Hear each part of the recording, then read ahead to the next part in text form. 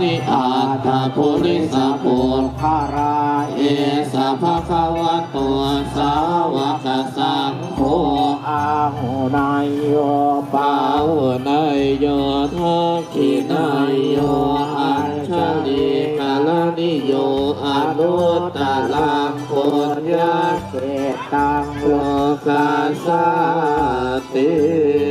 สุภะคะวะอะระหังสัมมาสัมพุทโธ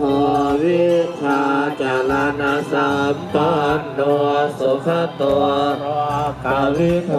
อนุตตโล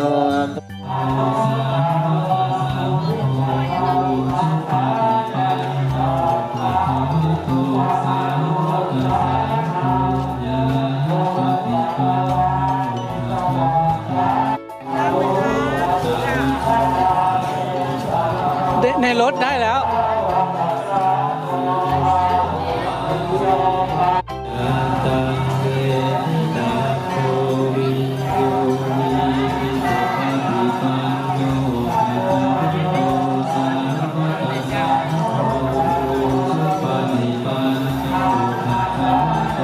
มาบอก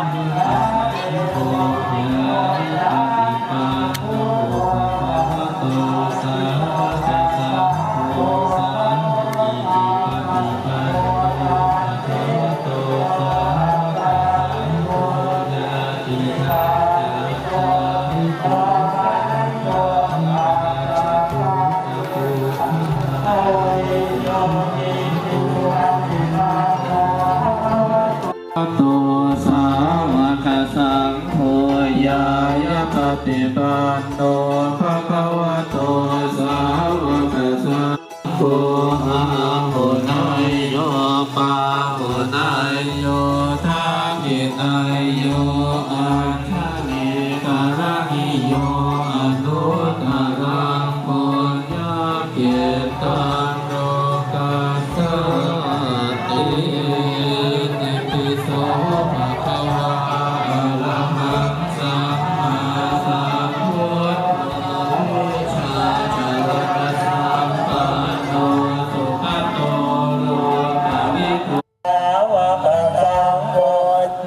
จะปฏิปันโนภะคะวะโตสาวกสังโฆสามีจิปฏิปันภะคะวะโตสาวกสังโฆยะทิตังอัตตริปุริสายุคานิอาตาปุริสคลาเอสะภะคะวะโตสาวกสังโฆอนุตตโรปุริสตัมมังคาติสัพพะสัมมานุสัมมาพุทโธอะคะวะติสวะคาโตภะคะวะตานาโมตันติติโตวิโมกเขหิปัสสิโกปัญญิโกจัตตะเกโมหิโตอิติสุปฏิปันโนภะคะวะโตอะ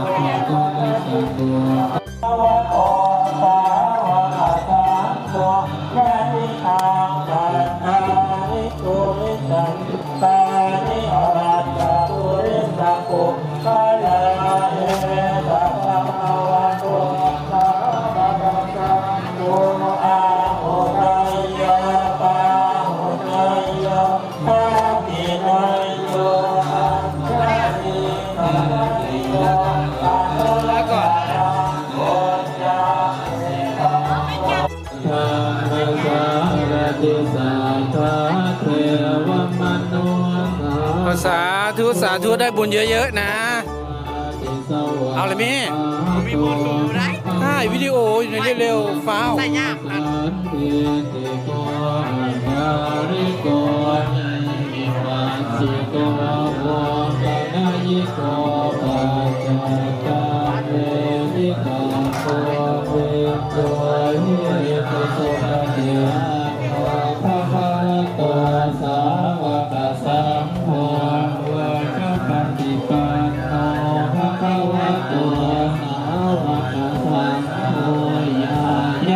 ติการโน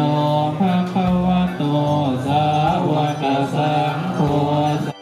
พพะปุริสบุคคลาเยสัพพะวะโตสาวกสังโฆ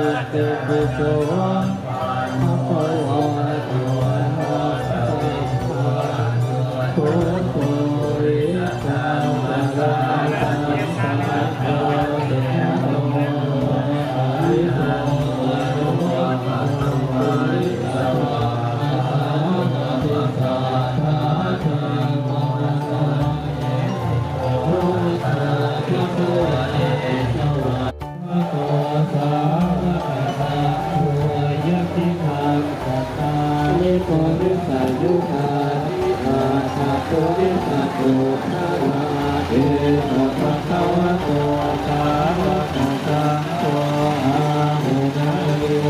ปาหุนายโยภะคุโยภะคะเลกะละนิโยอะโคตะละปุญญาเตตั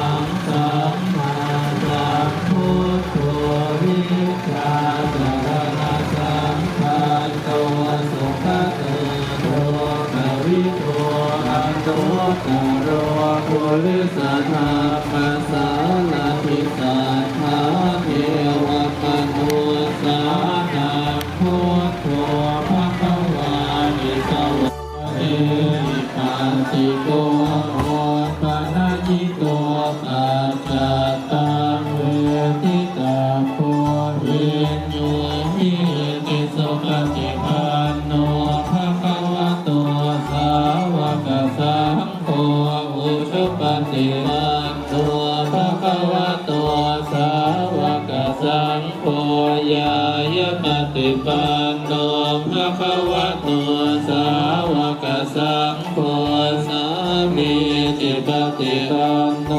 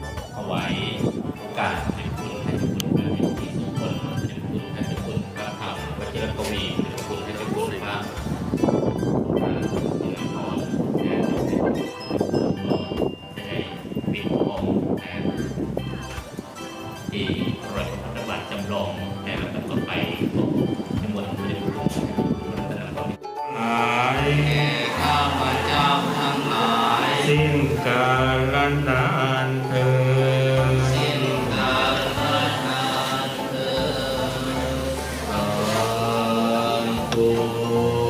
เราท่านเราพุทธบริษัททั้งหลายได้กราบทำถวายเครื่องสักการะมีดอกไม้ทูปเทียนเพื่อน้อมถวายเป็นพุทธบูชาจนครบเป็นที่เรียบร้อยในลำดับต่อไปก็จะเริ่มก่อนท่านพระอาจารย์โดมโพธพรได้น้อมถวาย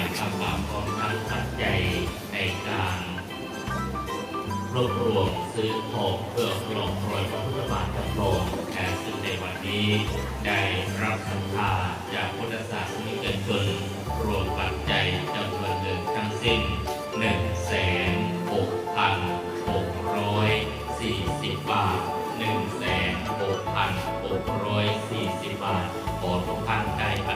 พระธรรมวชิรกวีที่ปรึกษาเจ้าคณะภาค3จังหวัดพระนครจักรีจังหวัดสิงห์บุรีนะครับที่ได้ไปกราบรับเป็นองค์เสด็จพระธรรมเทศนาหนึ่งในวันวิสาขบูชาของคณะสงฆ์จังหวัดสกลนครในวัน